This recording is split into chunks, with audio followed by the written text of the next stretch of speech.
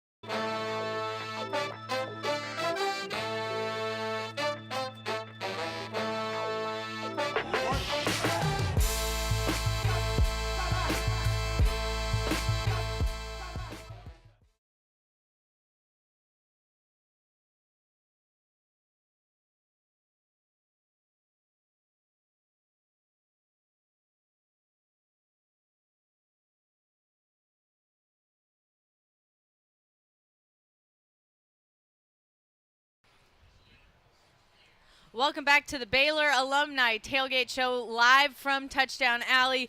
We always visit with our legend of the game in our second segment, and today is no different. We have Melvin Bonner here from 89 to 92. Welcome to you, and congratulations on being the Kelly Realtors Legend of the Game. I stole John's line. I wanted to do that all season. Well done. Thank you. I remember this, everything, sponsor and all. let's just say number 83 in your program, number 1 in your heart, Melvin Bonner. Welcome to you. Welcome back. Thank you. Appreciate it. This is fun. Yeah. How many of JJ's passing yards does he owe to you? All of them. All of them. A big majority of them. Man, y'all were a great connection. Yeah. We practiced real hard on that. Yeah. What was that like? I mean, you guys obviously, had a great connection. It was, like I say, it was just practice. And a lot of times I would just tell JJ where to throw it, and he would throw it, and I just run up under it. So. That's true. And it was a different game back then when you played. I think the passing numbers are astronomical in a lot of ways compared to when you all played. But you all were doing it back then before I think the numbers were where they are now. Yeah, I think we probably averaged maybe 10 pass attempts a game. Yeah. If Coach Reedy, our offensive coordinator, could run the ball every play, he would run the ball every play. And one of the things he told me when he first got here was, if he's going to throw the ball, he's going to throw the ball for touchdowns. And he saw my stats and my speed and all that kind of stuff. So he said he told me I had to be the man. So you said say less. Yeah. I'll figure it out. Throw it. You throw it, I'll get under Throw it. it deep. Exactly. Yeah. Melvin, there was the game against SMU that you really did run the ball every play. Every play, yeah. JJ had a hurt shoulder. Yeah. And Baylor knew it. You guys knew it. Yeah. But SMU didn't know it. You ran the ball every play. What was that like for you as a receiver? Actually, it was fun. I had when Coach Reedy came in, I had a hard time picking up the offense and this and that. But his offense was so easy to pick up, and he straight up told me, you have to be the last line of defense for a touchdown and anything, so you have to become a great blocker. Huh. And he told me he was going to put me in every play in spring in order for me to get it right. And when it finally clicked for me, that's what you see in a game like SMU, where, I think we had probably about 400 yards rushing or something like that. Yeah. And it was because of us receivers blocking. Had to be unselfish, really. Well done. To play in the offense, you had to be unselfish as a receiver. Well done. Your last game, right, was the John Hancock Bowl. Yeah. Right? And 2 touchdown catches in that game. I mean, you were the big part of the offense in that game. Yeah, they played like only with three DBs in like a cover 3, and we was like, I told him we could eat this up if you want to. But telling a run-oriented coach that we can pass a lot, he was like, yeah, whatever, just get out there and block. So when you do get your opportunity in the field as a receiver, when you do get your opportunities, you have to take them. No drops or anything like that. And like I say, once it's your time to shine, just shine. Yeah. Here's trivia. So Melvin had 2 touchdown catches in the John Hancock Bowl, and one of them was thrown by JJ, who threw the other one. It wasn't a quarterback. Who was it? Oh, it was Brandell Jackson. Brandell Jackson, yeah. Running back. Wow. Yeah, so an option pass from Brandell Jackson. Well, he's like, I guess it's my turn to give you some glory since I had a whole football game to myself. All right, I'll give you this one. I guess I'll throw it to you. That's great. Man, that's cool. That was a horrible pass, though. It was. But you caught it. That was a horrible pass. You brought it in. Melvin, you and your teammates, you were that final team for Coach Grant Taft. What was that final year like? Was that something special for y'all? Yeah, it's like we tried our best to go out as a winner for him. It's like I tell anybody, we was the number 1 7-5 team in the country that year. Playing against us, even though we was like a ragtag team of 1 and 2 and 3-star players. If you played against us the next week, you had a hard time going to see anybody else because we really tried to beat you up. So, in order for us to let him go out as a winner, we had to do that in the John Hancock Bowl. Plus, they talked a lot of trash that day. They did. Arizona. It was Arizona. Yeah. Well, tell us a little bit about what it's like to be back. Have you been back to a game? I know it's pretty brisk for you today, but what's it mean for you to be back and to be here at McLean Stadium? Man, it's awesome. My family's here. A couple of my grandkids here. Yeah, tell us all who's here with you.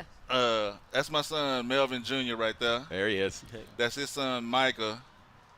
That's one of my kids from my job, Jordan. That's my granddaughter, Luna. and that's my co-parent, Shishi, who also went to Baylor. She went Very to Baylor. nice. Yeah. She's a track star at Baylor, yeah. She. I remember you Yeah. running here. Yeah, fantastic. That's a great Baylor family. Yeah. Yeah, it Yeah. is. So today is senior day for these guys. It's taking you back a little bit, but Yeah. I guess your senior day game was the Texas game, right? Yeah, a game we had to win. Yeah. And we did, 21-20. It was a real good feeling to. We thought it was going to be our last game. We wanted to win it for Coach Taff, and we did. Yep. That was a great win. Yeah. Closed the regular season, but then had the bowl game, the John Hancock Bowl. Yeah. Yeah, Well, beating we're looking. Texas, that's a pretty good way to close That's out a the good regular way. season. 21-20. I mean, I would love that if that's how it worked out for this year. So Yeah. we're going to bring those good vibes with us. Don't go anywhere. We will be right back after this for more of the Baylor Alumni Tailgate Show. Thank you, Melvin, Thank for y'all. being here with us Appreciate it. today. Congratulations Thank to you. y'all. All right. Yeah.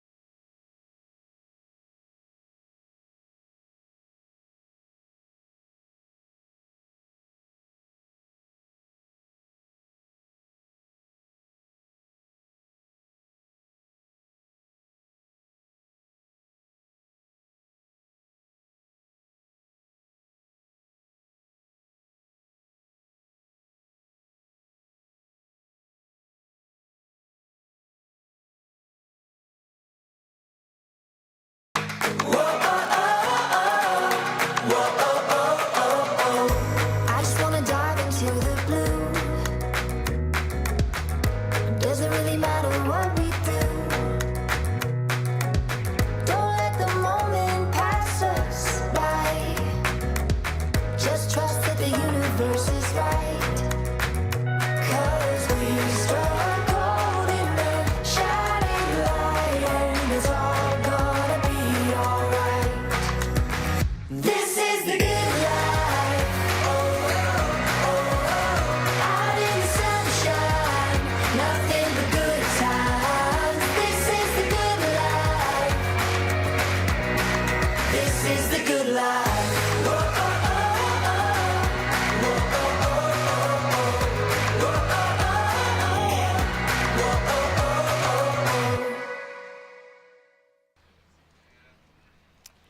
Whew. John. Senior This day. senior class. Senior day gets me every year. Every year. Yeah. I love it. I think and the whole team wants to send the seniors out with a win. I think it's a great know. source of motivation. Yeah. You know, when we play other teams on the road on their senior day, it's like, they've got Yeah. that built-in extra bounce, and I hope that works in Baylor's favor today. What a great group this is, and, man, have they been through some stuff They really during have. their time here at Baylor. They really have, whether you look at it through a pandemic's eyes and coaching changes, or you look at it through individual injuries, like some of the guys that we'll talk about here in a little bit. But, I mean, they have just seen it all, and the resilience of this group is what stands out to me the most. Resilience is a really good word, because you're right. They had, the pandemic most notably in the middle of all that. They've had success, and then change comes immediately after success in 2019 for a lot of these guys. When the coaching changed, which has been a great thing, but it's an adjustment for everyone. It's an a change. Adjustment for everyone involved. It's not the guy who recruited him. And I think it just speaks to their character, the way that they have handled all of that. They've continued to excel on the field. They've continued to excel off the field. It's that person over player mantra that Coach Aranda brought in. Well, they've all embodied that even before he got here. Right. And I think at the very beginning of the show, we had that opening video, and it showed Move-In Day 2018. Yeah. When you think about college athletes, at least before COVID, it was for maybe a fifth year. Yeah. And now we have a roster with some sixth-year guys on there. 2018, 6 years ago. We've got one seventh-year guy, Yeah, too. we do, Hadn't been we here do. the whole time, but one seventh-year Yes. quarterback, Luke Anthony. So Yeah. yeah, and in some ways it seems like, gosh, that was a long time ago, but in other ways it seems like I Blink of remember an that. eye. You Yeah. know, I remember that. And well done by Baylor Vision to have that video ready to go. Yes. Kudos to Baylor Vision. So it's a long journey, and to think about kind of where these guys were in their life, when they came here, and hopefully where they are as they leave here. I just think it's so fun to have had them here during this time of their life. Absolutely. It's fun for us. I mean, we get to interview them for different things, the podcast, the show, different segments and stuff throughout their career. And over the summer, finally got to kind of wrap up. And I remember recording a bunch of stuff for Senior Day and all those interviews and having them reflect. And I was like, this is crazy, because I alone in our world of interviewing have seen them grow tremendously, yeah. And then to think, well, if I'm seeing growth here, I mean, we're seeing a ton of growth on the football field, and now they're the names that we're talking about and things like that. I mean, let's just talk about the guys who we've seen a lot of injuries and the resiliency to stick through it. We got Squirrel Williams, Cole Maxwell, Gavin Holmes. Those are just a few off the top of my head. But, I mean, some of those have had ACLs on the major. Gavin Holmes twice, same leg, down to like a year later. Yeah. And then the foot injury, Cole Maxwell, double ACL, Squirrel Williams. I mean, we could go on about his injuries, but to see them all today having the year that they're having and the success that they're having, it's pretty remarkable. Yeah, I think like you mentioned Squirrel, that Oklahoma game, you couldn't help but be happy for him to finally, to have that game that it was put on his shoulders. And he broke out. Gavin Holmes, the punt return. I was about to say. 200 yards against, 200 yards against West Virginia. He had a big breakout game. And you talk about Cole Maxwell. He's been Mr. Consistency the last 2 years. A guy who really, you think about the defensive line, he doesn't always get as much attention, and yet he's really a rock as a part of that. He really is. And then you have, I called them the stuck-it-out guys. At the beginning of the season, we were really talking about that O-line. They collectively made the decision, we're going to come back. Yeah. We're going to come back. We're going to have our quarterbacks back. And we're going to fight down in the trenches as a unit one last time. And that's just one example of a group who said, no, we're not done yet. Yeah, I remember thinking last year, great year, best year in Baylor football history last year. I was thinking, gosh, but we're going to have to replace this whole offensive line. Yeah. But those guys made the commitment to come back, and how great is that? What a great starting point to have your O-line and your D-line really coming back intact this year. Right, and they didn't have to. That's the big thing. Right. It was a complete personal decision that they all looked at each other, their brothers on the left and the right, and were like, no, we're going to do this. I remember on Twitter, you'd see one say, run it back, and then the next day someone else said, We're like, come on. Hey, Keep you think them Richard coming. Reese likes running behind those guys? I think Yeah. that's been a pretty Absolutely. good deal. Yeah. I would say so. And then we do want to mention the transfers that have come in and made a huge impact. I mean, Dylan Doyle, both sides of the ball. Apu Aika, Jacob Gall, Mose Jeffrey, Jackson Player, a hometown kid right here. he made his way back to Waco to play in front of his mom last time. So pretty neat. That's great. However you got here, whether it's been 1 year, 2 years, 4 years, 5 years, 6 years, it's great to honor the seniors today. It really is. I hope fans show up early. Go into McLean Stadium a little bit early today so you can cheer them on. Absolutely. We have 25 wonderful seniors. And let me say this. Yep. You're getting ready to go to a break, right? I was. All right. You're our senior on I this set. know. This is Brooke's last show with us. Brooke It is my own moving senior on, day. so don't want to miss the opportunity to say how much we appreciate you and your contributions here and wish you nothing but the best. Thank you so much. Come back and see us. I will. And Thank people you know so how much see you on the air. They don't know how much you do off the That's air, right. too. And That's right. we're all the beneficiaries. So Well, thank you. that means a lot. I really Happy appreciate Senior it. Day, I Brooke. know. Yes. No wonder Senior Day's getting me so much. It's my own Senior Day. We'll be right back to talk more of this great rivalry right after this. Don't go anywhere.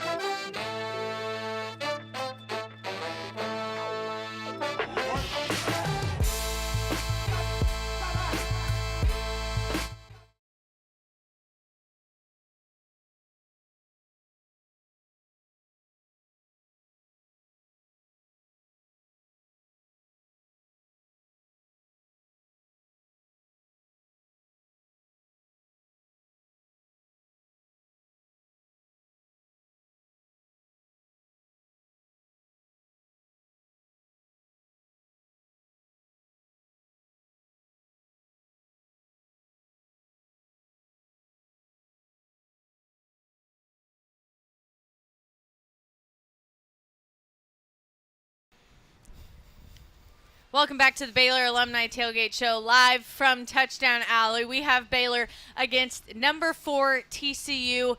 Baylor trying to play spoiler here a little bit, and they have a bad taste in their mouth. And as much as no player wants to have to go back and look at the tape, we do need to talk about it. Yeah. We do need to talk about 31-3, Oof. Kansas State. Highlights victory. abounded. Oof. Yeah. How long was the was how rough. long was on the fan forum last week? How long? Our post-game radio show highlight segment lasted about a minute and a half. Maybe, so, We didn't make it through the first quarter. yeah, it's going to be better this week. It's been better that's every other game this year. That's Yeah.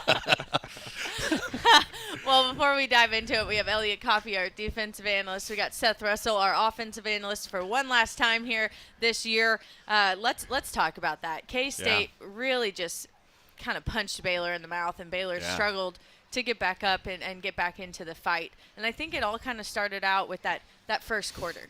They had majority. Boy, we maybe had one possession. Yeah, we had You one can't possession. do anything if you don't have the ball. Yeah, we had a motto when Seth and I played start fast, finish strong, right? And we just didn't come out of the gate hot. I think the first offensive drive we had was pretty good until we got stymied by a turnover. Other than that, it's all about how you respond, right? The ebbs and flows of the game, and at no point, did we take that punch and then come back and fire back with equal or more force. And I think that is what really hurt us, because what you expect is, hey, look, even when you get hit, maintain the game plan. keep moving forward as we wanted to pick them apart, right? We knew this was going to have to be almost a seamless game to win it. And rather than kind of facing that facing that task and really getting after it, we kind of folded, and it was kind of disappointing. Yeah, and to kind of feed off that, I think just from it was maybe more of a surprise. I felt like our defense, at least our offense, was surprised that we didn't get off the field sooner on the defense of sidewise. Yeah. And so they were just able to control the game the entire first and second half, which I think was really just kind of like I said, a gut punch, needless to say, and just we weren't able to come back from it. And I think they came out well, right, that first drive. I think it was 7 minutes into the first quarter before they even touched the ball. With it being a chilly night, that's hard to do, right, because you're amped up, you come out, you're fired up, and you're ready to go, and then You just got to and wait. and then you don't touch it. And then you're just like, well, let's go do something, and then you go down and you throw an interception. That just deflated everything. I mean, all momentum, all morale. I think just as soon as that happened, it all went out the gate. And then, of course, Kansas State came back and had another long drive, right? I think they got 3 points. They got a field goal, so now we're down 10-0, already in the second quarter. And we touched the ball maybe once. And so, I think today is going to be a big difference. TCU loves to throw the ball. It's going to be a longer game. I think that game last week was all of 3 hours. It was Right at it. fast. Yeah, which is unheard of. But, I mean, I know the team's going to come back and respond, and it's going to be a good football game today. Yeah. Seth, it's going to be important, I think, for Blake Shapen to bounce back. It just felt like, for whatever reason, things weren't clicking last week. And really, he wasn't helped by the running game too much either. But from your standpoint, when he's really going at his best, what do you see and what does he need to bring today against TCU? Yeah, I mean, like last week, that first drive, I mean, they were firing on all cylinders, right? Just kind of got to the red zone, got pressed a little bit, threw the ball high, and then got the tip ball, right? I mean, that's kind of been our demise the past few weeks is over the middle tip balls. And that's been really tough, and that's I think what that defense is going to see us. They're going to force everything to the middle. But for Shapen, he's just got to come out and just play football, right? Trust his guys, trust his O-line, trust the running game. He tried to get involved in the run game a little bit, maybe too much last week, which I understand that standpoint. You get pressed a little bit, you want to make plays, and sometimes you're not the best athlete on the field, and you want to give the ball to the best athlete sometimes. And so I think just seeing that, he needs to trust what he does, trust what he sees, and just let the guys play. That's right. Yeah, and I was going to say, sticking with the game plan there, I mean, this is a team that has success when we run the wide zone effectively and we throw off that play action.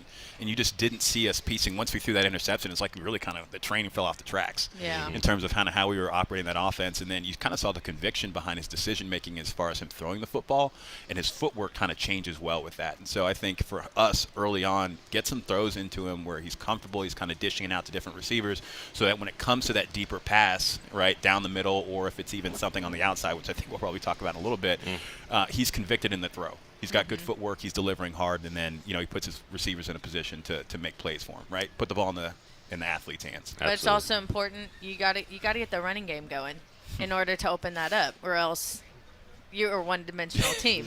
And this TCU defense is solid. That's right. Yeah, one-dimensional. I mean, if you're on the defensive side of the ball and you can tell what's going on, you can have a lot of fun. Yeah, we stayed in the Hilton last night and walked by where all the team were staying and saw that they had a banner up, and Baylor football at the bottom was pound the rock. It's like that's what they want to do is pound the rock, and if they can't, it's not their identity. Yeah. And so they're going to have to find that early today because TCU's defense is dang good. They're going to bring it today because they're fighting for a CFP position. Yep. And a big rivalry game, and so we got to be able to come out and establish a point of contact. I agree, and I think finding a way into the end zone will be a huge factor in today's game. We just need to prove that we still got it and can do it, We can do it. We'll be right back with more of the Baylor Alumni Tailgate Show. Don't go anywhere. We're talking Baylor TCU right after this.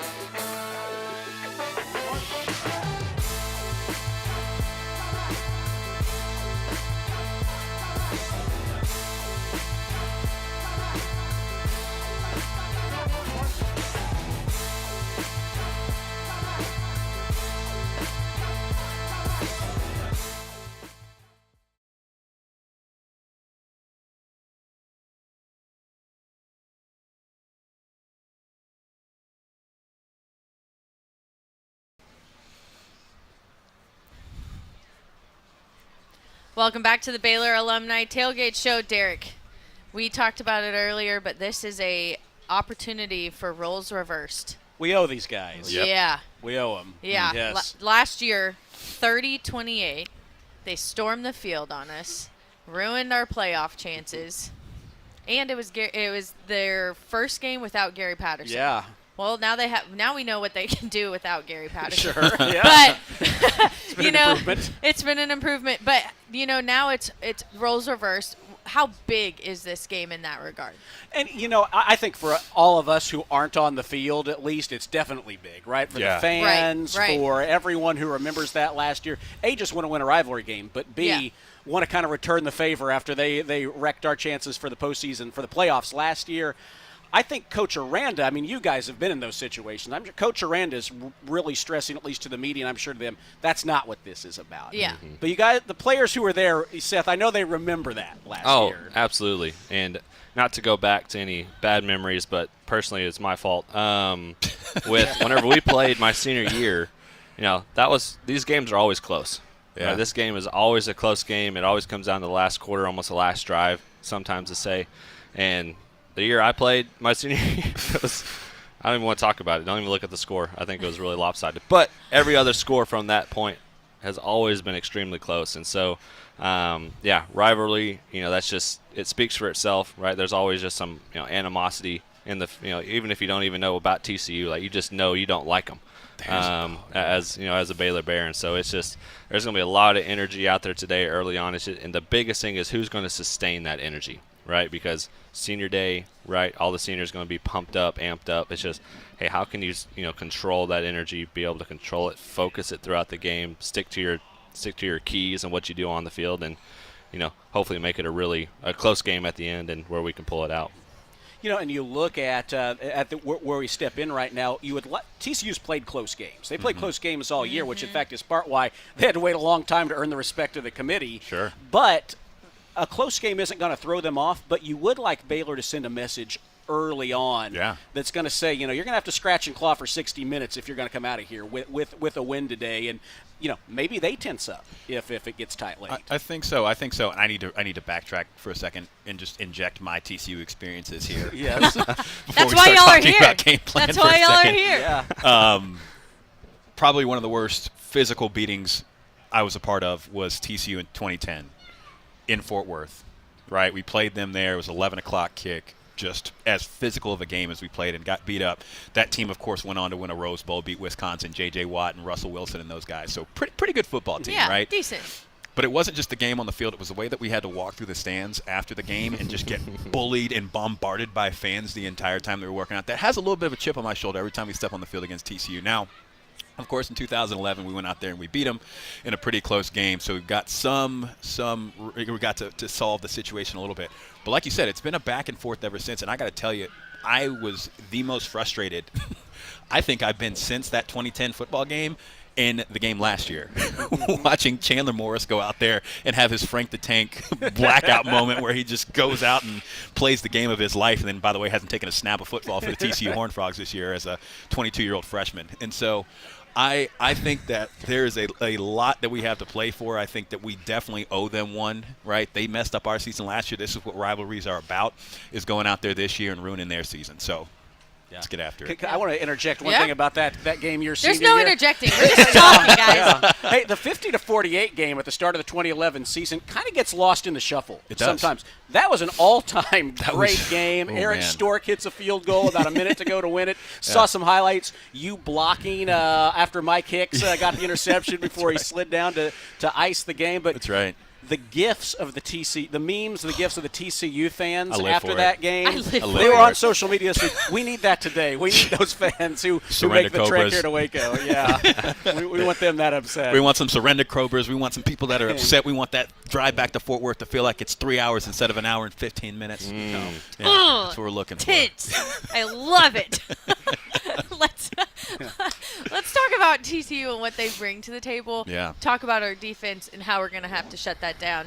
They are number one in FBS, 9 plays of 60-plus yards. Yeah. I kind of mentioned earlier, Kansas State came in, punched Baylor in the mouth. TCU can take a punch in the mouth. We've seen it. They can get down. They're never out. Yeah. They can get down, but they're never out. And they still have the confidence that with one of those big plays, they can knock out their opponent. Yeah. If we're keeping that boxing mentality going up. But, I mean, how do you, when you think about that, and you're the defense, even when I was listening to Bryson Jackson, he was talking earlier this week, K-State, they only had to focus on Deuce, 22. They knew the ball was going through him. TCU, it could go through anybody. Yeah. They got weapons everywhere. So how does that change your game plan, knowing that it's not just one guy that you got to focus on? You got to have folks win one-on-one, right? I mean, this offense is all about spread them out. Seth, you know about this Come on. offense. Yeah. Spread them Bread. out, create mismatches, win one-on-one, right? Yeah. And then run the football effectively between the tackles. That's what you're going to see out there today. And so you're going to need guys that are going to step up. I mean, this is a physical TCU team. I watched them this year, and it looks a lot like we did last year. Right, physical at the point of attack. They understand their responsibility and their role, and they understand the guy next to them's responsibility and role. And if they make a mistake, they don't try to go and make up for that mistake the next play. They go back and they hunker down and they do their job, and they do it with aggression. Right, and so you have to meet aggression with aggression in order to beat a team like this. Yeah, and this offense, there are going to be big plays, right? Yep. They're a big play offense, right? It's just how can we minimize those, right? It's going to happen. Just expect it. We know they're going to throw the ball deep. That's just what they do. They know they're going to expect their receivers are going to make those 50-50 plays 75-25, right? Majority of the time. And so we just got to be able to respond, right? Respond to that.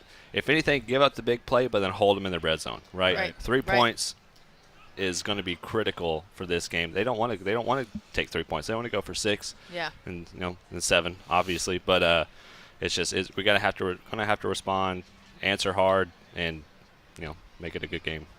I'm expecting it to be a good game. We'll be right back with more. Don't go anywhere. It's the Baylor Alumni Tailgate Show live from Touchdown Alley.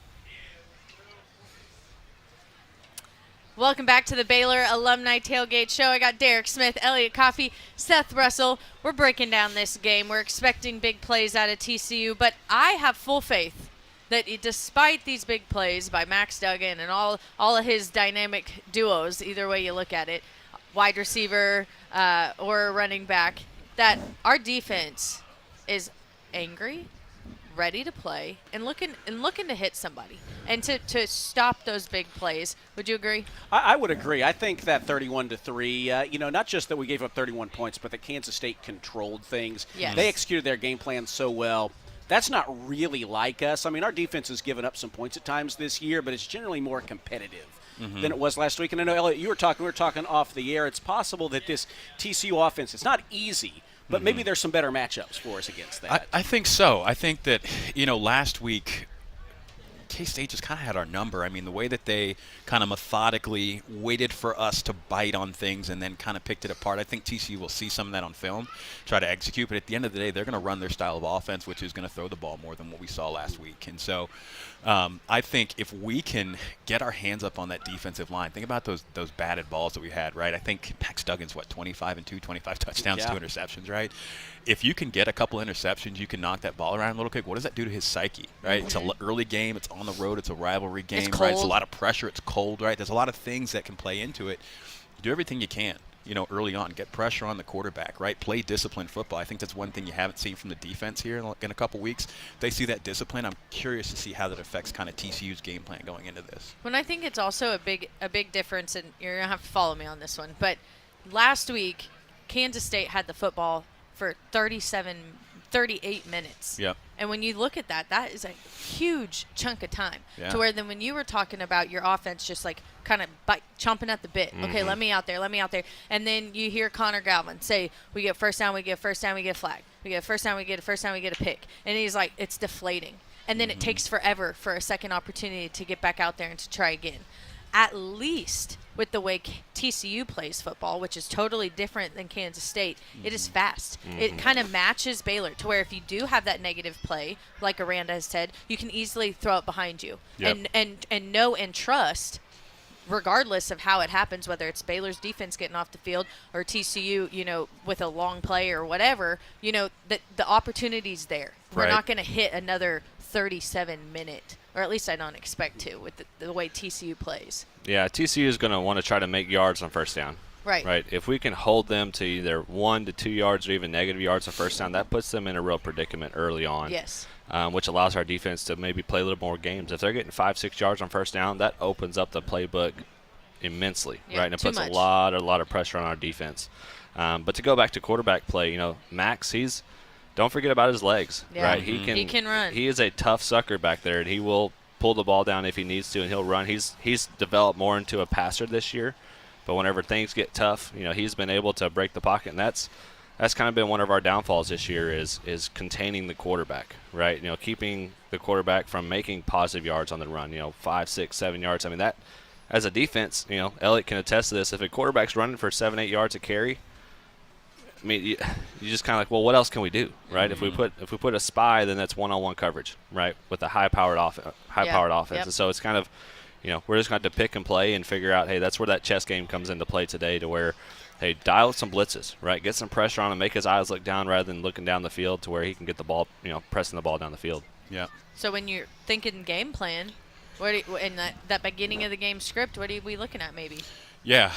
Defensively, Yeah. from us, you got to dial up pressure, right? That's something that we haven't done effectively, and you need to do it from looks that we show on a normal down, right? I think that last week what we Right. saw is that, anytime we brought that corner blitz, you put your corner in a press position. We haven't run press all year, and so all they did was zip or just slip, Deuce Vaughn behind it, right? So you got to be able to make your blitzes look like a pedestrian play, and then all of a sudden you bring them pressure, right, or give them different looks. I think one of the things that we did so well last year defensively was disguise our pressures. You never knew where it was coming from. You never knew what covers we were running behind it, and we've really kind of had to water down our looks because we want to make sure that guys are in position, and we want to make sure that we protect the deep ball. And so we've had the too high look that's really kind of crippled that game that we want to play defensively. Seth, you look at the offense last week, obviously, aside from that first drive, they struggled a little bit too. From your standpoint, is it just a bad game, or are there some things that you can see that they could easily fix briefly as we head into this week's game? Yeah, I just got to stick to the game plan. I mean, that's just been the key for today. I mean, it's, like I said, a lot of energy, just pound the ball, do what they need to do, get it in the players' hands that make the big plays, and just keep pressing the ball down the field. Controlling the game has been what our MO has been all year, and we're not going to put up a lot of points. Maybe we will, maybe we won't. 25, 30, 35 points maybe. But we just got to hold and fight through.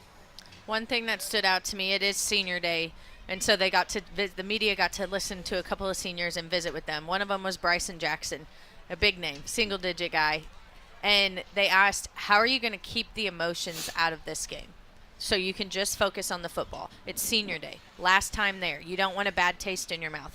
It's a huge game against TCU, trying to get revenge from last year, trying to, all the way you look at it. How do you keep the emotions out of it? And I'm going to read this so I don't mess it up. But I think about our coaches' families and investing all they've done in us since this summer. We have an opportunity to play for the guys, our brothers, and our coaches. Bring it all out there, leave it out on the field. And I think that says a lot about not just who this senior class is, but the game that we're going to see here today. Don't go anywhere. We'll be right back with more of the Baylor Alumni Tailgate Show. We're going inside the numbers when we're back.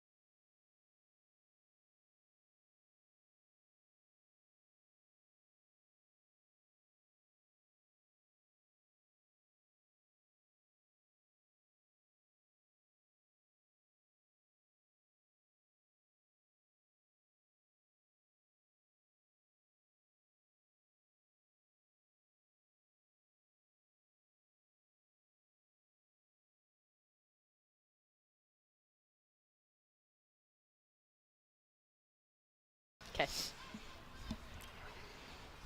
Welcome back to the Baylor Alumni Tailgate Show. One final segment for the year. Derek, we're going inside the numbers one last time. Absolutely, Brooke. A little maybe offbeat this time, but I want to hear your thoughts on when Coach Aranda, he's talked a lot, and I'd say a lot this year, about 1/11th, guys doing their job on the field. And, Brooke, I'll say, on your last broadcast here with us, you have made it a whole lot easier for us to do R1, 1/4, 1/5, 1/6. So thank you. People don't know how much like you a do 1/12. Yeah, I was going to say it's heavily Brooke. Partially everyone else. People don't know how else. much she does off there, and we appreciate that, and we'll miss you. But on the field, Coach Aranda's talked about that a lot. He brings that up repeatedly, and I think on the surface, it's obvious, right? 1/11, 11 players on the field, do your job. Yeah, makes sense. But I think guys are struggling with that at times. Elliot, so when Coach Aranda is stressing that, what does that mean to him? I think what it means is you got to know your role, and you got to do it as best as you can. I think there's a tendency with this team to make a mistake and then try to go and fix that mistake on the next play, and it ultimately takes them out of position. And so what ends up happening is the guy that's next to him, because the guy next to him was out of position, well, he's trying to fix what happened that play with the next play, and it compounds over time. And then ultimately, you have a game that's a 10-point game at halftime, but you have guys that are doing somebody else's job the whole game, and so it feels like it's getting away from us because we're not doing the little things well. And so that's how I read in that 1/11. No, I would agree, and I also think it's maybe someone making an error and messing up, and then someone feeling like, well, he's not on his A game today, so now I have to also do that. And then, like you said, it's pulling you out of position, and then there's a wide open player, and then it's just like defeating and deflating no matter how you look at it, because no one's just focused on doing their job and then trusting. Like, we've been talking about this team building trust in each other. We talk about it all the time, playing for the guy on your left and your right, but you got to trust them also to do their job. And that, it's always focused on, if I have a negative play, leave it in the past. Be able to move past it. But it's also, you have to be, if Seth has a negative play, I have to let Seth move past it and not doubt Seth going again. And so I think that that's kind of, we're seeing that a little bit, and I hope that today, I hope there's been some really good conversations about that this week, and moving into today, we see a little bit more of that trust, and no, he can figure it out. Yeah, absolutely. And I don't know if it's a trust factor. I think it may just be a communication issue. Also true. Right, because, K-State took forever to snap the ball, right? Yep. They're going in different looks. They're probably looking back over to the sideline. Our defense trying to figure out, hey, do we want to bring a different blitz here? Like, do we want to change things up? Hey, they're changing the play. And it could just be not getting relayed the way that it should. And then you see that, transpose onto the field, which then it frustrates everyone because you're like, well, hey, I called this, but I didn't hear it, or vice versa, right? And so, alignment, assignment, technique, effort. Very easy, very simple. Just do your job, do your 1/11th, right, to break it down as simply as possible, and, we'll come out with a W today. Really need that muscle memory, and it hasn't always built this year. But going into the final game today, it can build on itself. And if this game gets tight late, and you get some wind in your sails from the way you're playing, you hope that you've been doing the little things right. That if this game comes down to a play, which it often does, right, that everyone's where they need to be. Yeah, and that's the thing, is that, like, this game doesn't get away from you if you do the little things right. I think that we're definitely talented enough. We have the perk of being at home, right? It's cold. They're still from Texas too, right? So we're both going to feel kind of that cold, shock to us. And so I just look at last week again and think to myself that 31-3 score, like, it's a lot bigger than what it could have been, right? If we go down there and score in that last offensive drive of the first half, and then we come back, we were driving pretty well in that first drive of the second half. We can go out there and score points and produce when we just kind of do our job. That's a completely different complexity to that game that we're looking at, and we're going into the third or fourth quarter still competitive. And so that's what I think we should do. We kind of beat ourselves a little bit. I think we did. But we were also able to see how Texas played TCU and kept that game tight and had the possibility of pulling it out. That's right. But we've kind of mentioned it today throughout the show, but it is my final show with this crew. I do want to thank everybody. I've actually moved to Houston in the middle of the season and made a distinct effort to come back and be able to finish what we started all together. So I do want to thank you all for being a part of this, being a part of the Tailgate Show with us. I couldn't ask for a better final game. We got a rivalry. We got a senior day. It's my own senior day. I'm not going to get emotional, but I just want to thank you guys and let you know how much this all has meant to me. And I'm really going to miss it next year, but excited to follow along. So gonna miss you, Thank you, Brooke. Brooke. You've been incredible. Thank you so much. Whoever runs the show, whoever fills these shoes, they're big. Thank you so much. We'll send it up to John, our fifth guy. He'll take it from here up until kickoff at 11 for Baylor and number 4 TCU.